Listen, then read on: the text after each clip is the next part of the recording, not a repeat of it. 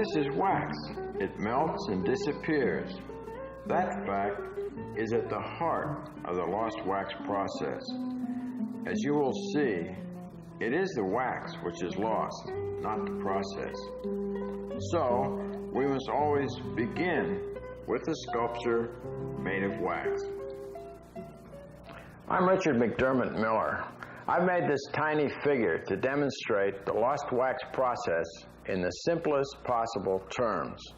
First, I attach this button of wax to the base and this little rod to the hand.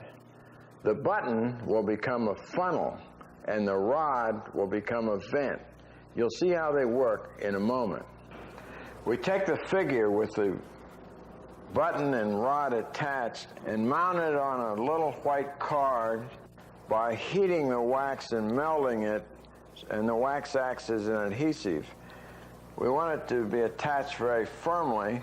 Then we take a plastic cup which has the end removed and enclose the entire figure with it and fasten the cup down solidly also with a strip of wax which will go all the way around and which we will melt in place with our soldering iron. I've mixed this bowl of plaster, which I'm going to pour over our wax model to make a mold. I'll just pour it right down in there, and we'll pick it up and swish it around a little bit. Remember, it's fastened solidly in place. And then fill the cup the whole way to the top.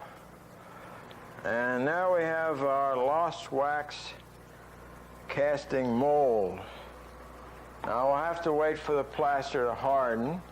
Within half an hour, the plaster sets into a rigid solid. We remove the cup and melt out the wax.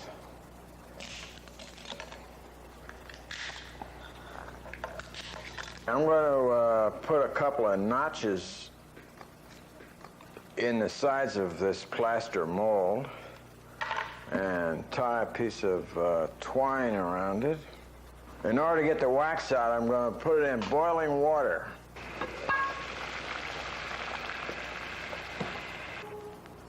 Once all the wax is gone, we have a plaster negative. The space inside is the same in size, shape, and detail as our original wax model. I'm wrapping the mold with a roll of ordinary drafting tape. Now our mold is ready for the kind of low melt metal we're going to use to make our cast. When the mold is bone dry, lead can be melted on a gas stove, but don't try it on your own. Any hot metal, even lead, will turn moisture into steam and send molten metal flying. It can be quite dangerous. Even a trace of moisture can spoil a cast. Let's skim off the dross. Pouring lead into the negative mold produces a positive cast. Inside, the metal flows to the bottom. Without the vent, air pressure would prevent metal from entering the arm. Within a few minutes, the mold is placed under running water. It must be thoroughly cool before opening. We must break the plaster to get our sculpture out. We're going to start by taking a knife and simply cutting our tape all at once and just peeling it right off as a single layer. Then where we have natural cracks from the heat, we can just insert the knife and break the plaster away a little bit.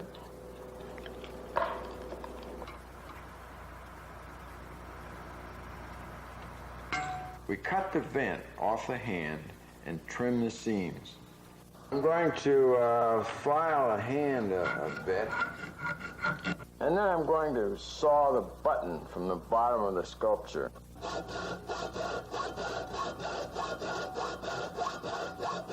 I'm going to file the bottom a little bit, and then stand it up. Now we'll rapidly age the surface with ammonium sulfide to get a dark patina. You've seen the process from beginning to end. And there she is, small in scale, but fully realized.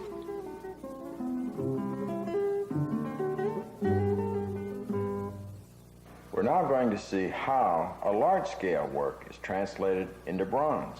We'll visit an art foundry which specializes in casting sculpture. Many skilled workers will be there to help. You will note that the principles that are applied to the lost wax process are the very same ones that have just been demonstrated. The frame of this sculpture will be fabricated, so it's not part of the casting process. All large sculptures are first divided into parts. Each will be treated separately until all are completed. Then the sections will be joined together. A rubber mold is needed for each section. From these molds, wax duplicates are made. Red wax is being painted into the chest section. This thin surface coating will be backed up by a 1/4-inch layer of hard tan wax. A core of plaster and silica flour fills the hollow wax. The sections must all be retouched by the artist to remove mold marks and reestablish his original intention. Bits of wax are added and the surface is reworked. At places where the bronze isn't needed, like the bottom of the foot, the wax is removed to let the core come into contact with the mold. The wax is about 1/4 inch thick, so the bronze will also be just that same thickness. Heavy nails driven through the 1/4-inch wax layer will hold the core in position after the wax has been melted away. Each one of the wax pieces requires an elaborate system of wax rods be built to allow the hot gases to shoot out as the hot metal flows into the empty mold. When these rods are melted out, they'll make round channels through the mass of mold material. Up here, when this wax is melted, this wax cup will become the cup into which the bronze is poured. The bronze will run down this runner, all 4 of these runners, into the cavity of the sculpture itself, and then it'll backfill up these gates. These smaller wax rods will become vents to let the hot gases escape. These thick, ball-like pieces of wax will form reservoirs where the metal will stay liquid longer. The small figure was much simpler, yet it required all of the same functions we've seen in the large wax. This little button, together with a single vent on the hand, does everything. Like the core inside the wax, the mold outside is made of silica flour and plaster mixed with water. It's built by hand from the ground up.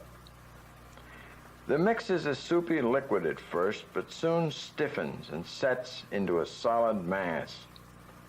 Wire is wrapped around and around. Like the tape on our small mold, it resists internal pressures of the molten metal. Finally, a plywood form is set up and material poured in, much as we poured plaster into our plastic cup.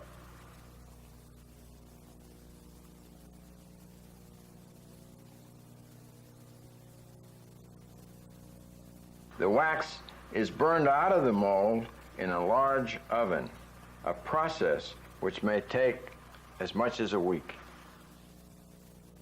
Inside the burnout oven, the wax melts and runs out a hole in the bottom.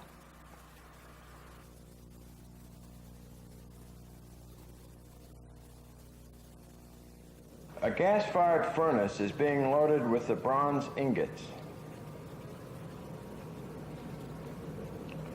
The melted metal is stirred. When all is ready, the lid of the furnace is raised.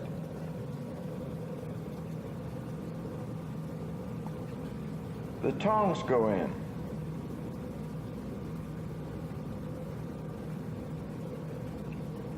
And the glowing crucible, filled with bronze, is lifted out. It swings away from the furnace and is placed in a steel carrier called a shank. The slag is skimmed, much as we skimmed our lead. Masks and special aprons protect against the fierce heat.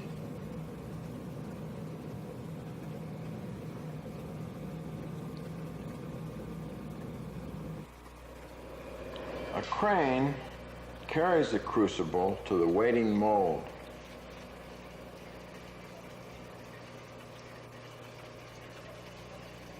What seems to be snow here is actually furnace ash. The crane is being carefully positioned.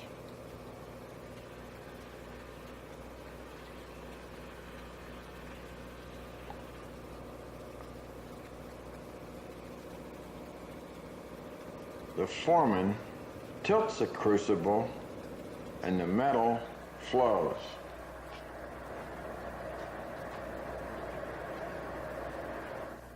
The metal shoots down the runners to a plug of green sand, now sealing the bottom. The mold fills from the bottom up. As with lead, the bronze forces air and hot gases out the vents.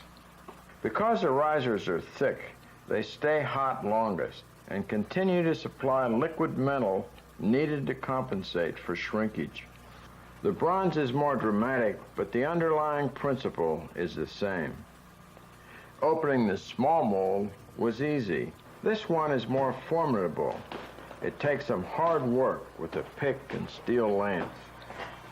Note the wires wound into the mold. The pick has been replaced with the lance. Now, if we look closely, we can recognize the foot emerging. The cast is lifted onto a hand truck and moved to a high-pressure water spray where the remaining mold material is washed away. An acid bath will clean off the black fire scale, and the rods will be removed with a saw. Surface imperfections are corrected by chiseling and grinding. This finishing work is a vital part of the process. Some of the parts are tried out to see how they'll fit. Alignment of the sections is critical and time-consuming. They must all be welded into a single unified sculpture.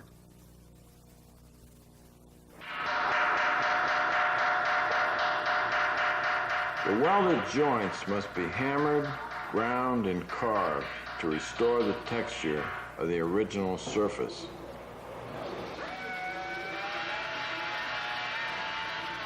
The welds at the neck are being leveled and texture recut. Ammonium sulfide is sprayed on and rubbed over to even out the color. A bit of sanding and the weld is hidden. Meanwhile, the frame is being fabricated. The figure is carefully positioned and welded solidly into place. The bronze sculpture is now complete except for a surface patina.